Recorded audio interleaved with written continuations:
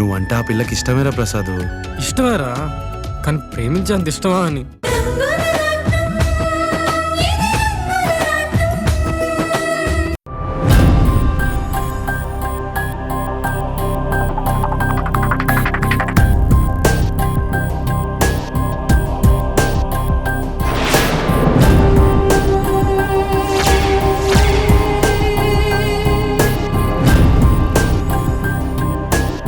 వర్ష, ఆగు. ఏంటి వర్ష, ఎవ్వరికి కనిపించకుండా ఎన్నాళ్ళు తప్పించుకుంటావు?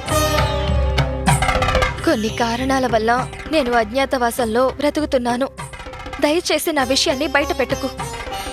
నువ్వు ఈ దారిలో వెళ్తావని తెలిసే నీకోసం ఎదురు చూస్తున్నాను వర్ష. ఇదివరకు నా మీద నీకెంతో కోపం ఉండేది. నీ స్నేహితురాలు సమంతతో ఆడుకుంటున్నానని నీకు అనుమానం ఉండేది.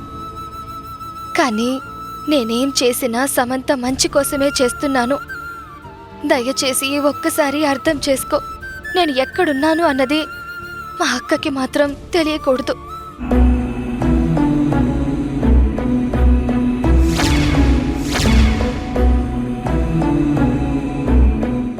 ఏంటి సుష్మా, నువ్వేనా? నేనే, కానీ నువ్వనుకుంటున్నట్టు పాత సుష్మాని కాదు, మారిన మనిషిని.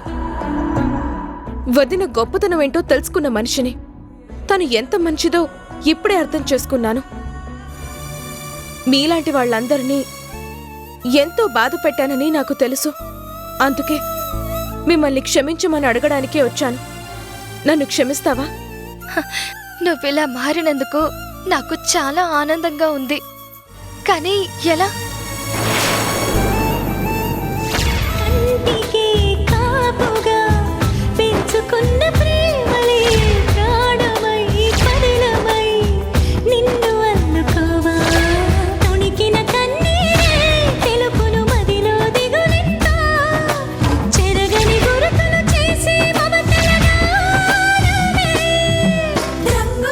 అది జరిగింది.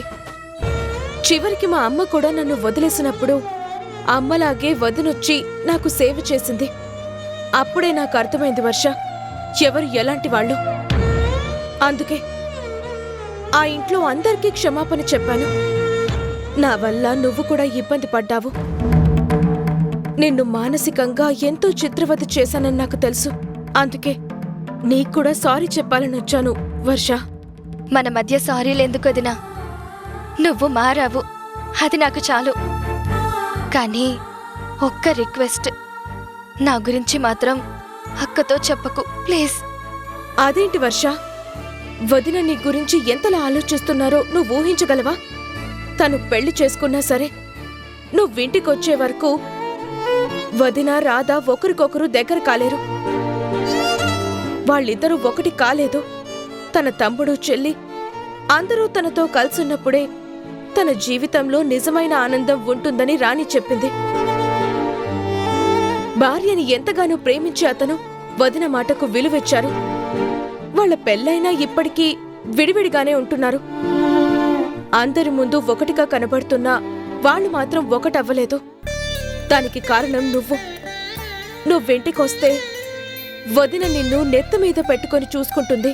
అలాగే వాళ్ళ జీవితం బాగుంటుంది. వాళ్ళు కూడా సంతోషంగా ఉంటారు. అందుకే మన ఇంటికి వెళ్దాం పద. లేదు సుష్మా, నేను ఇంటికొచ్చే పరిస్థితుల్లో లేను. నాకు కళ్యాణ్ గారికి పెళ్లి జరగాలి. అంతవరకు నేను ఎవ్వరికీ ఎదురు పడకూడదు. ఏంటి వర్ష అలా మాట్లాడుతున్నా? నిజంగా నిన్ను వంశీ ప్రేమించాడు. మీ ఇద్దరు ఒకటవ్వాలి. అనవసరంగా సమంత మీ ఇద్దరిని విడదీసింది. ఇప్పుడు నువ్వు ఆ పెళ్ళైన డాక్టర్ని పెళ్లి చేసుకోకు వర్ష, నా మాట విను. నేనిదంతా చేస్తుంది సమంత కోసం. నేనిలా ఉన్నంతకాలం వంశీకి నా మీద ప్రేమ ఉంటుంది. అదే కళ్యాణ్ గారిని నేను పెళ్లి చేసుకుంటే నేను ఇంకొకరి భార్యనైపోతాను. అప్పుడు వంశీ కూడా నా వైపు కన్నెత్తి చూడడు. తను తాళి కట్టిన సమంతకి దగ్గరవుతాడు. అందుకోసమే ఈ పెళ్లి చేసుకుంటున్నాను. దయచేసి నా మెడలో 3 ముళ్ళు పడే వరకు నేను ఎక్కడున్నానో అక్కకి తెలియకుండా ఉంచుతానని నాకు మాటివ్వు.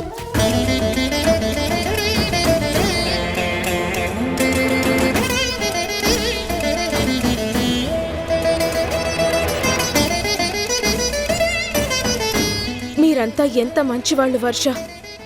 ఎన్ని తిట్లు తిట్టినా మీ అక్క నాకు ఎంతో ప్రేమని పంచారు. అలాగే నిన్ను శత్రువుగా చూసినా, నీ జీవితాన్ని నాశనం చేసినా సమంత గురించి నువ్వెంతలా ఆలోచిస్తున్నా. రియల్లీ మీరంతా చాలా గ్రేట్.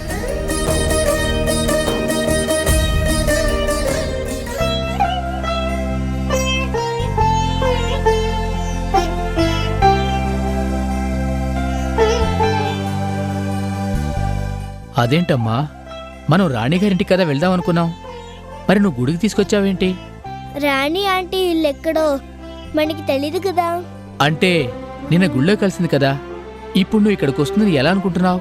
సీను, నా ఐడియా నాకుంది. ఆ రోజు ఆంటీ ఇక్కడ పూజారి గారితో మాట్లాడడం నేను చూశాను. ఆయన బయటకు వచ్చినప్పుడు ఆంటీ అడ్రస్ అడిగితే చెప్తారు. మనం అక్కడికి వెళ్దాం. చెప్తారంటావా? ఆంటీ ఆయనకి ఎంతో బాగా తెలుసు. ఆ రోజు మాట్లాడుతున్నప్పుడు నేను దగ్గరుండి చూశాను. ఓం నారాయణాయ విద్మహే వాసుదేవాయ ధీమహి తన్నో విష్ణుః ప్రచోదయాత్. నమస్కారం పంతులు గారు. దీర్ఘాయుష్మాన్ భవ. ఇక్కడ కూర్చున్నావేంటమ్మా? స్వామివారి దర్శనం చేసుకో. నేను దేవుడికి దండం పెట్టుకున్నాను. మీతో మాట్లాడడానికి ఇక్కడ కూర్చున్నాను. నాతోనా? ఏంటమ్మా? నాకు రాణి అంటే అడ్రస్ కావాలి. రాణి ఎవరమ్మా? అదే పంతులు గారు, మీ గుడికి ఎప్పుడూ వస్తూ ఉంటుంది. మీరు మొన్న ప్రసాదం కూడా చేయమన్నారు. గుర్తొచ్చింది. ఆవిడ గురించి ఎందుకమ్మా? ఆంటీ నన్ను ఇంటికి రమ్మన్నారు. నేను అడ్రస్ అడగడం మర్చిపోయాను. నేను ఆంటీతో మాట్లాడాలి. మీకు అడ్రస్ తెలుసుంటుంది కదా అని మిమ్మల్ని అడగడానికి వచ్చాను. నువ్వు చాలా తెలివైన దానివమ్మా. ఆ రోజు మేం మాట్లాడుకోవడం విని ఎంత గుర్తుపెట్టుకుని వచ్చావా? ముందు నాకు అడ్రస్ చెప్పండి పంతులు గారు. సరేనమ్మా. గుడి వెనక వీధిలోకి వెళ్ళి హోటల్ రాణి ఇల్లు ఎక్కడంటే ఎవరైనా చెప్తారు. వెళ్ళమ్మా.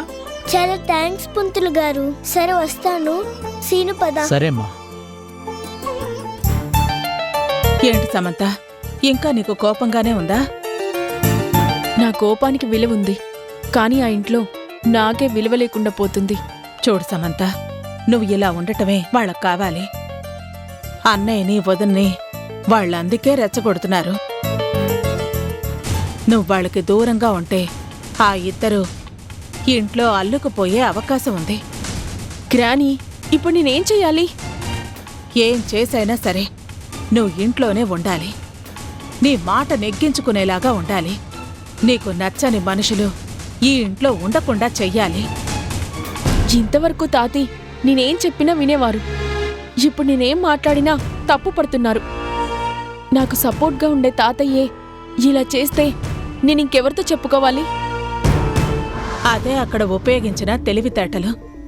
ఒకప్పుడు అన్నయ్య ఎంతగానో ద్వేషించేవారు, కానీ ఇప్పుడు వాళ్ల వైపు తిరిగిపోయారు అంటే వాళ్ల తెలివితేటలు నీకు అర్థం కావటం లేదా? నాకు మాయ చేయడం రాదు కదా గ్రానీ. ఆ వర్ష నా వంశీని నాకు కాకుండా చేసింది. కనీసం ఈ పెళ్ళైపోతే మళ్ళీ వంశీ నా దగ్గరికొస్తాడనే ఆశతో నేనున్నాను. ఇప్పుడు ఈ ముసలోడు తాతీకి దగ్గరయ్యాడు. నాకే విషయం అర్థం కావట్లేదు గ్రానీ.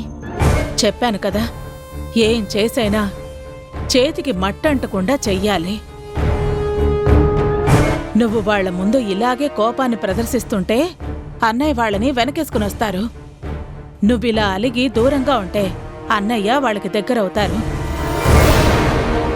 అదే నేను చెప్పినట్టు చేశావే అనుకో, మళ్ళీ పరిస్థితి మొత్తం నీ కంట్రోల్లోకి వస్తుంది. వర్షాన్ని ఎప్పటికీ రానివ్వకుండా నేను చేస్తాను. సూర్యం మళ్ళీ దూరం అయ్యేలాగా నేను పథకం వేస్తాను. నువ్వు నాకు సపోర్ట్ చేస్తే చాలు. సూర్యం విషయంలో నువ్వేదైనా చెయ్యి. నువ్వేం చెప్తే నేను కూడా అదే చేస్తాను. కానీ వర్ష విషయం మనం పెద్దగా ఆలోచించనక్కర్లేదు. కళ్యాణ్తో తన పెళ్లి జరిగిపోతుంది. అదప్పుడు కళ్యాణ్ భార్యగానే మిగిలిపోతుంది. దాని సంగతేంటో అప్పుడు చూద్దాం.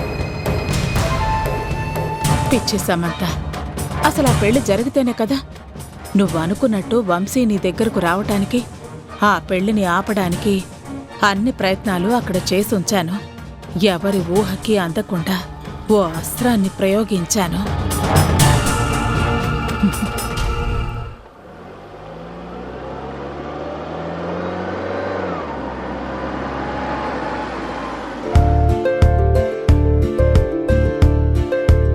సీను త్వరగా పోనీ, మనం తొందరగా ఆంటీని చూడాలి. వచ్చేసాం ప్రియా, దగ్గరలోనే ఉన్నాం.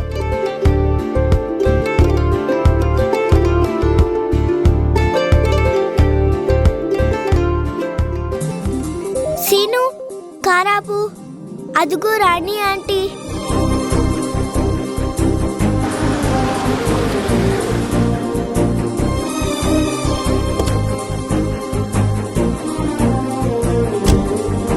హాయ్.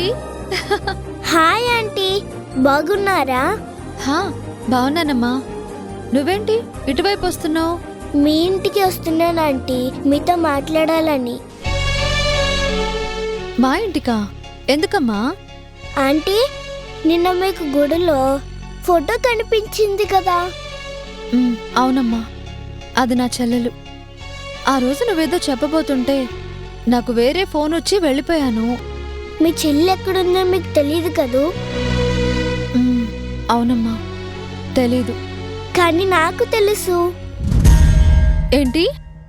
మా వర్ష ఎక్కడుందో నీకు తెలుసా? ఎక్కడుందమ్మా? తనని చూడాలి, తనతో మాట్లాడాలి. ఎన్నో రోజుల నుంచి వెతుకుతున్నాను. చెప్పమ్మా. నేను చేసిన ఏ ప్రయత్నం ఫలించలేదు.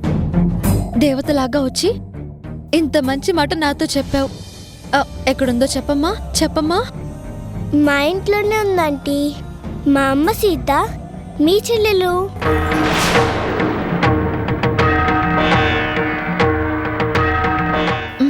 లేదమ్మా, మీ అమ్మ సీత నాకు తెలుసు.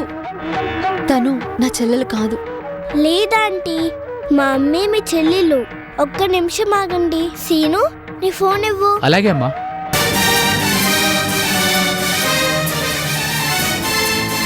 ఇదిగోమ్మా.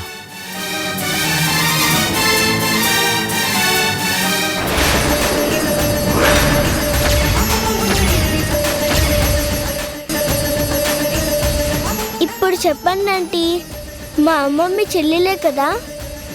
మరి నేను చూసిన సీత? అదంతా నాకు తెలీదు. మీ చెల్లెలే మా అమ్మని నాకు తెలుసు. అందుకే మా అమ్మకి పెళ్లిలో మంచి గిఫ్ట్ ఇద్దామనుకుంటున్నాను. మీరు ఆ పెళ్ళికి వచ్చి మా అమ్మకి సర్ప్రైజ్ ఇవ్వండి ఆంటీ. ఏంటి? మీ నాన్నగారు పెళ్లి చేసుకుంటుంది మా వర్షనా? అవునాంటీ, మా అమ్మ చాలా మంచిది. అందుకే మా డాడీకి మా అమ్మకి పెళ్లి కావాలని నేను కోరుకున్నాను. నా ఇష్ట ప్రకారమే మా అమ్మ ఒప్పుకుంది. మా అమ్మకి నేనంటే ఎంత ఇష్టమో అలాగే మీరన్నా కూడా చాలా ఇష్టం. అందుకే మా అమ్మకి పెళ్లిలో మిమ్మల్ని చూపించి గిఫ్ట్ ఇద్దాం అనుకుంటున్నాను. అవునమ్మా, ప్రియ చిన్నపిల్ల అయినా సీతమ్మ మీద చాలా ఎక్కువ అభిమానం పెంచుకుంది. సీతమ్మ కూడా ప్రియని తన సొంత బిడ్డ కన్నా ఎక్కువగా చూసుకుంటుంది. వీళ్ళిద్దరి అనుబంధాన్ని చూసి మా అందరికీ చాలా ఆశ్చర్యంగా ఉంటుంది. కానీ తన వాళ్లకు తను దూరంగా ఉండడం సీతమ్మ తనలో తనే బాధపడుతూ ఉంటుంది. ఆ బాధను చూడలేక వేరే వాళ్ళ ద్వారా మీ గురించి తెలుసుకుని ప్రియా ఇదంతా చేస్తుందమ్మా. సీతమ్మకు పెళ్లిలో తనకు మర్చిపోలేని బహుమానంగా మిమ్మల్ని చూపించాలి అనుకుంటుంది. అసలు మా వర్ష మీ దగ్గరికి రావడం ఏంటి?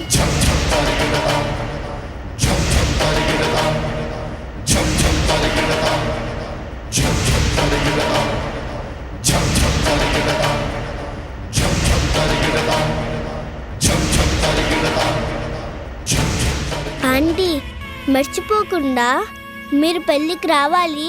మా అమ్మకి సర్ప్రైజ్ ఇవ్వాలి, సరేనా? యా. సీను, వెళ్దాం పదా. పదమ్మా.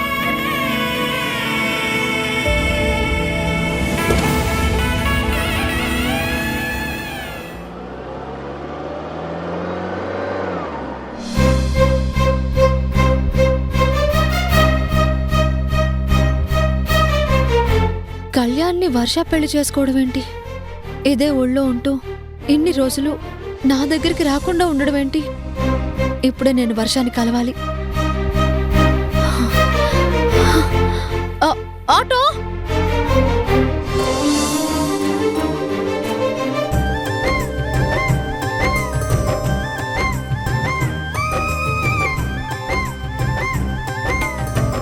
సీత, ఈ పెళ్లి నువ్వు మనస్ఫూర్తిగానే ఒప్పుకున్నావు కదా? అదేంటండి అలా అడుగుతారు? లేకపోతే ఇంతవరకు ఎందుకు తీసుకొస్తాను? నిజమేనమ్మా, కానీ ఇంతకుముందు నీ మనసులో ఎవరైనా ఉన్నారేమో, వాళ్ళ పరిస్థితి ఏంటి అని కూడా ఆలోచించాలి కదా. నాకన్ని విషయాలు తెలుసమ్మా. వంశీ ప్రేమించిన వర్ష ఎవరో కాదు, నువ్వే అన్న నిజం నాకు తెలుసు.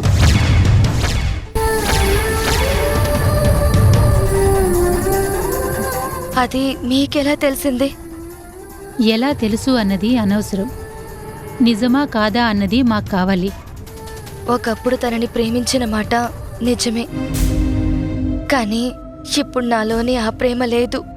వంశీ కూడా నేనెప్పటికీ తన జీవితంలోకి రాను అన్న నిజం తనకి పూర్తిగా తెలుసు. నాకు తెలుసమ్మా, నువ్వు ఏం చేసినా మంచిగానే ఆలోచించి చేస్తావని నేను ఊహించాను. అందుకే ఈ ప్రస్తావన కళ్యాణ్ దగ్గర కాకుండా నీ దగ్గర తీసుకొచ్చాను. ఈ నిజాన్ని ఆయన దగ్గర దాచినందుకు చాలా థ్యాంక్స్ అండి. కానీ నా మీద మీకేమైనా అనుమానం ఉందా? నా కూతుర్ని ఇంటికిచ్చినప్పుడు తను ఎంత అదృష్టవంతురాలు, ఒక యోగ్యుణ్ణి ప్రేమించి పెళ్లి చేసుకుంది అని నేను ఆయన ఎంతో మురిసిపోయాం.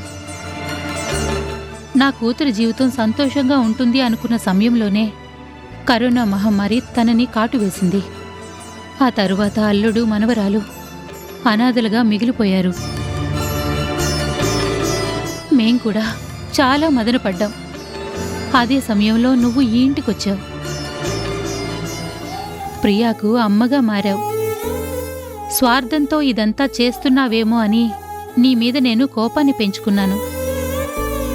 కాని ప్రియని మనసారా అభిమానిస్తున్నావని తెలిసాకే అల్లుడి జీవితంలో నువ్వుంటేనే బావుంటుందని నేను ఆయన నిర్ణయించుకున్నాం. కారణాలు ఏవైనా కావచ్చండి. నా గతం తాలూకా జ్ఞాపకాలన్నీ నేను వదిలేశాను. ఇంక నా జీవితం అంటే పాపని బాగా చూసుకోవడమే. అందుకే నేను ఈ పెళ్లికి ఒప్పుకున్నాను. చాలమ్మా, ఈ మాట నాకు ఎంతో ఆనందాన్నిచ్చింది. మీరిద్దరూ ప్రేమించుకున్నారు అని తెలిసినప్పుడు ఎందుకిలా జరిగింది అని నేను ఆయన ఆలోచించాం. కాని ఆయన ఒకటే మాట చెప్పారు. వంశీ ఇదే ఇంట్లో ఉన్నా ఏ రోజు వాళ్ళిద్దరూ ప్రేమికులు అన్నట్టుగా ప్రవర్తించలేదు. వంశీ మానసికంగా కృంగిపోతే తను కోలుకునేలా చేసింది, సమంతకు అప్పగించాలని అనుకుంది. అంటే అర్థమవుతుంది కదా తన గొప్పతనం ఏంటో అని. నీ గురించి ఎంతో ఉన్నతంగా ఆలోచించారు. వంశీ సమంత జీవితంలో ఉండడమే న్యాయమని నేనెప్పుడో అనుకున్నానండి. తను కట్టిన తాళికి విలువ ఉండాలి అంటే తన మనసులో నా స్థానం పూర్తిగా మాసిపోవాలి. అందుకే నేను ఈ నిర్ణయం తీసుకున్నాను. నా ప్రేమ గురించి తెలిసి కూడా నా గురించి ఇలా ఆలోచించి ఆయనకి చెప్పకుండా ఉంచినందుకు మీకు ఎలా కృతజ్ఞతలు చెప్పుకోవాలో కూడా నాకు అర్థం కావడం లేదు. తల్లి బిడ్డల మధ్య ప్రేమానురాగాలు ఉంటాయి, కానీ కృతజ్ఞతలు క్షమాపణలు అనే మాటలకి ఎలాంటి ఆస్కారము ఉండకూడదు. ఇంకా ఈ పెళ్లి ఎలాంటి అవాంతరాలు లేకుండా జరుగుతుందని నాకు పూర్తిగా నమ్మకం వచ్చింది.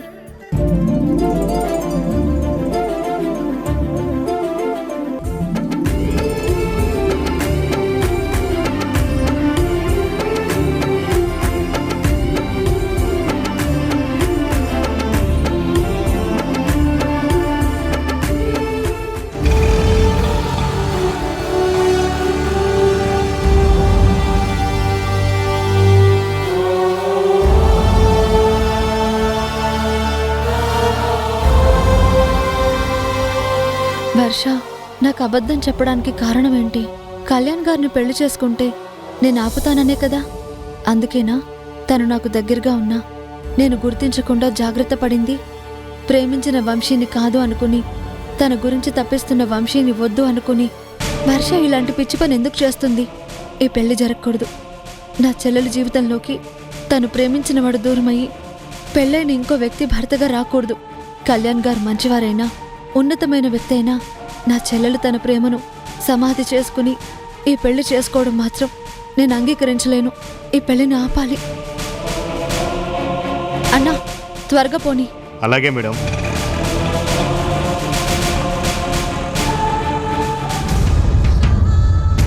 ఆటో ఆటో ఆపాపు ఆపు.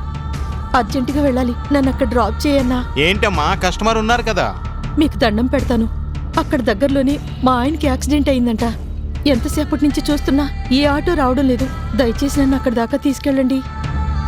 చెప్తుంటే నీకు అర్థం కావట్లేదా? లోపల కస్టమర్ ఉన్నారు, తీసుకెళ్ళడం కుదరదు. ఇంకో ఆటో చూసుకో. అమ్మా మీ కాళ్ళు పట్టుకుంటాను. అయ్యో, నేను అర్జెంటుగా వెళ్ళాలి. నా భర్తకి యాక్సిడెంట్ అయింది. ఆ మాట విన్న దగ్గర నుంచి తట్టుకోలేకపోతున్నాను. చాలా సేపటి నుంచి ఎదురు చూస్తున్నాను. ఒక్క ఆటో కూడా రావడం లేదు. మీకు పుణ్యం ఉంటుందమ్మా, నన్ను అక్కడి దాకా దించేయమని చెప్పండి అమ్మా. ఆ, సరే, బాధపడకండి, కూర్చోండి. మేడం, అది మీరు తొందరగా వెళ్ళాలన్నారు కదా. పర్వాలేదులే. పాపం తన భర్తకి యాక్సిడెంట్ అయిందంట. ఆవిడకి ఎంత బాధగా ఉంటుందో అర్థం చేసుకో. ఆవిడక్కడ దించే వెళ్దాం. రండి, కూర్చోండి. ఉమ్.